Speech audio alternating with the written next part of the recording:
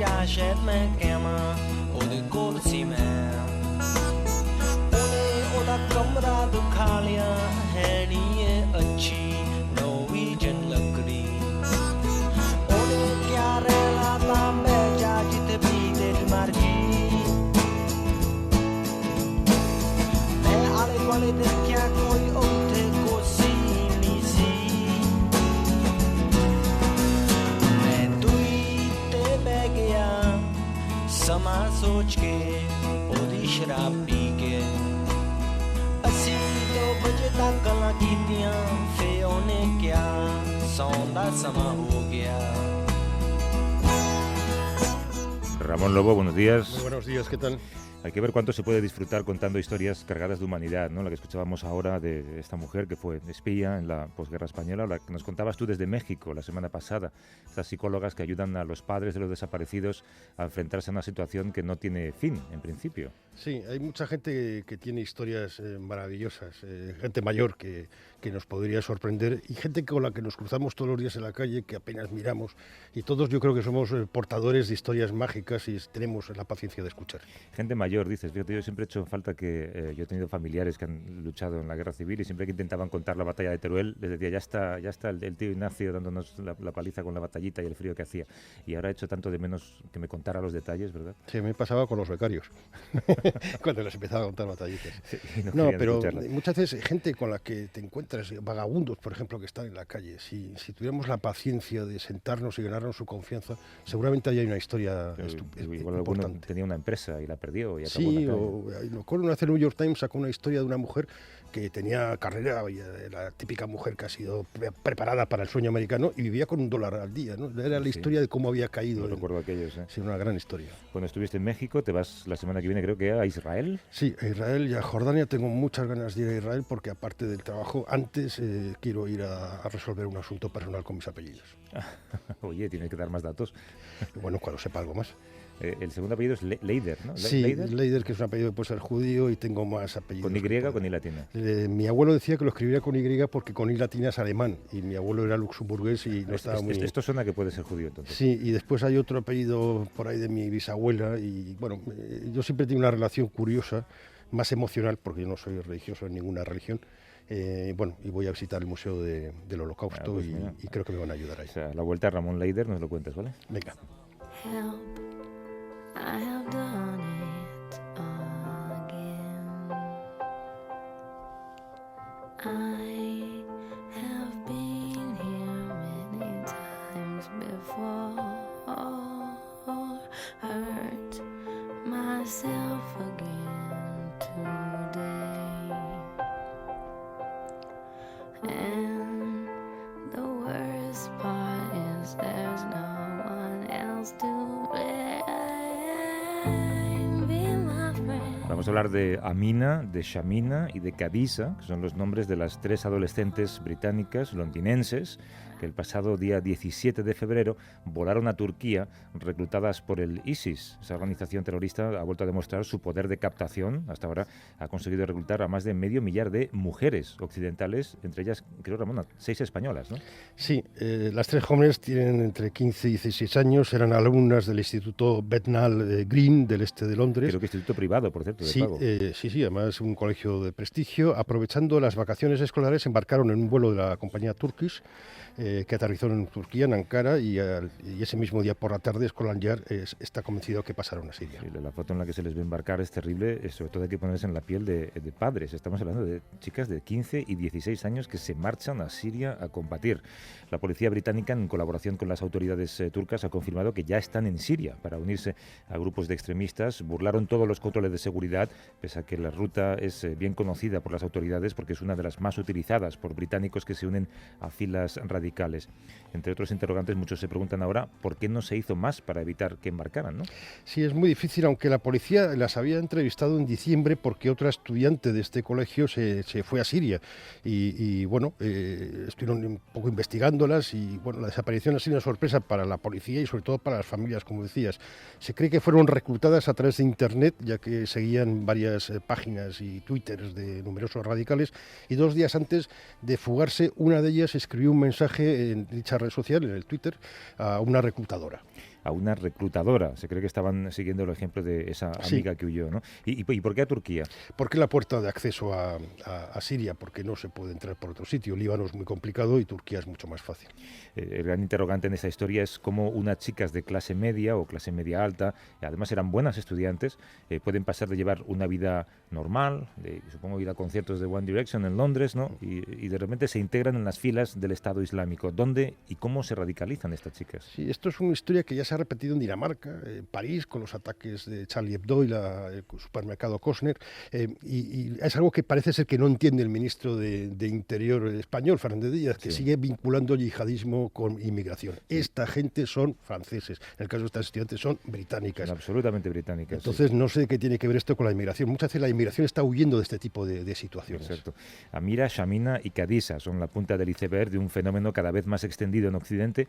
¿Qué pasa por la cabeza de estas adolescentes o de estos jóvenes? Se lo vamos a preguntar a José María Irujo, que es jefe de investigación de El País, autor del libro El agujero, España invadida por la yihad.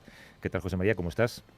Sí, hola, ¿qué tal? Buenos días. Buenos días. Hay un 15% de los británicos que viajan a Siria o Irak, el que lo hace para unirse a yihadistas y que son mujeres o que son niñas, en este caso habría que decir. Es un fenómeno que no es esporádico, José María, se ha convertido en una especie de aventura, si me apuras, romántica para adolescentes, ¿no?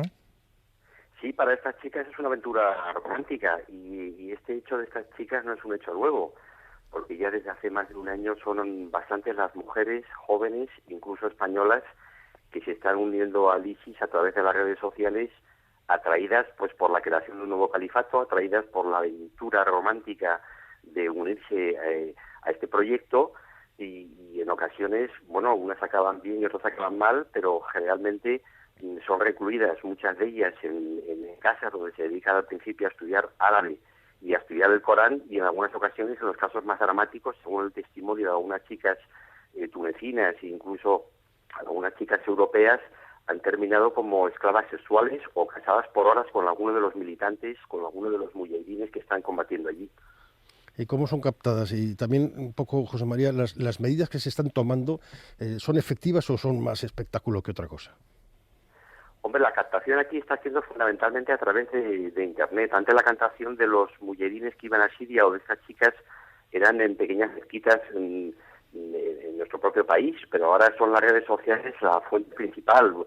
Concretamente en España ha habido 2 operaciones, 2 redadas importantes donde se ha detenido a 6 personas, al menos 4 adultas y 2 jóvenes, que unas eran reclutadoras y otras eran chicas que querían ir a unirse con el Estado Islámico, y la captación era siempre a través de Facebook o de Twitter, con mensajes, primero mensajes en contra del mundo occidental, en contra de la pérdida de valores del mundo occidental. Cuando estas chicas contestan y se sienten atraídas, ya entran en foros o en chats reducidos, restringidos, y posteriormente ya lo que hacen es el contacto personal en alguna cafetería o en algún parque y la proposición de facilitarles un billete de avión y trasladarlas pues a lo que ellos llaman la UMA, la nueva comunidad, el nuevo califato, ese nuevo país que han conseguido en el norte de Siria o en Irak, donde se impone la Sharia y donde se quieren realizar de alguna forma su sueño. En España, por ejemplo, se detuvo una reclutadora recientemente en Navidades que mandaba, por ejemplo, mensajes a las chicas donde decía textualmente: ponle a una mujer unos tacones e impone, ponle un arma y asusta, quítale los tacones y ponle un niqab y acojona. Yo, por ejemplo, llevo muchos años yendo a trabajar a la Cañada de la Muerte en Melilla, que es un barrio bastante deprimido de esta ciudad, o al Príncipe en Ceuta, y hace 6 o 7 años era impensable ver chicas con niqab. Ahora es algo bastante habitual. Yeah. Tú decías, José María, que bueno, son chicas que acaban subidas a un avión.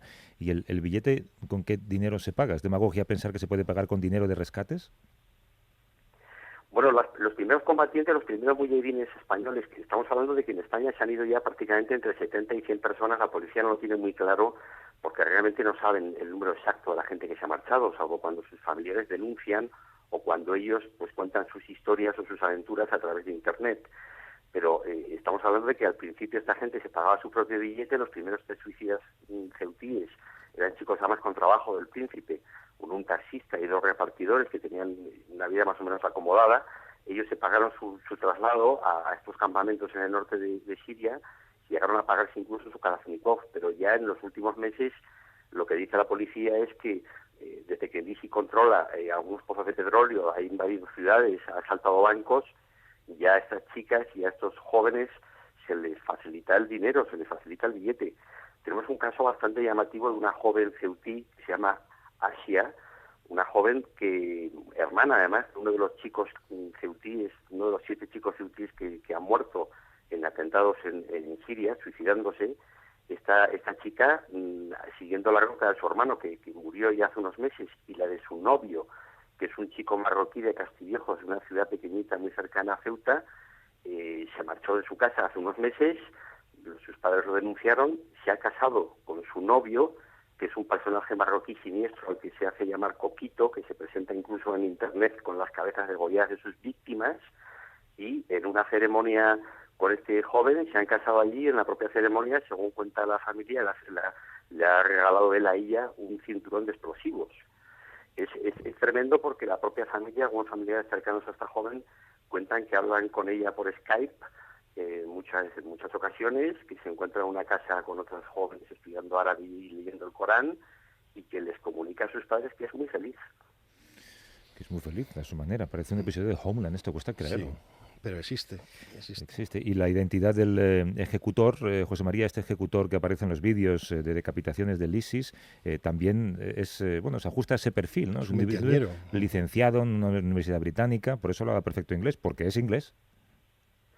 Sí, es curioso la historia de este John, pero no solamente este personaje, tremendamente siniestro, porque este hombre ha ejecutado y ha decapitado a periodistas y a distintos rehenes, en la mayoría occidentales, pero es que estamos hablando de que en nuestro propio país el perfil de alguno de los jóvenes que se ha unido a la yihad en Siria no siempre es el perfil marginal. Los 3 chicos estos ceutíes que se unieron a ISIS hace ya casi 2 años, en el 2012, y que se suicidaron nada más llegar allí, los 3 tenían trabajo. Rashid Badoui tenía un taxi, y una mujer y 2 niños preciosos que yo conozco. Su compañero Tafo conducía una furgoneta y era repartidor y tenía una vida más o menos acomodada, era un cierto privilegiado dentro del Príncipe. Mustafa también tenía su propio trabajo. O sea, no siempre las personas que se están uniendo a esta historia, esta historia romántica, y en muchas ocasiones terrible, son gente marginal que no tiene trabajo, que está en paro y que no ha tenido ninguna oportunidad. En muchas ocasiones sí, pero no siempre. Y luego el ministro yo creo que está equivocado, porque la migración creo que tiene que ver muy poco con... Que yo creo que no entendemos nada de lo que está pasando. Lo hemos conversado con José María Irujo, que es jefe de investigación del país, autor del libro El agujero, España invadida por la yihad. José María, un abrazo. Gracias por estar aquí. Un abrazo. Un abrazo a los dos, y a Ramón también. Hasta luego. Chao.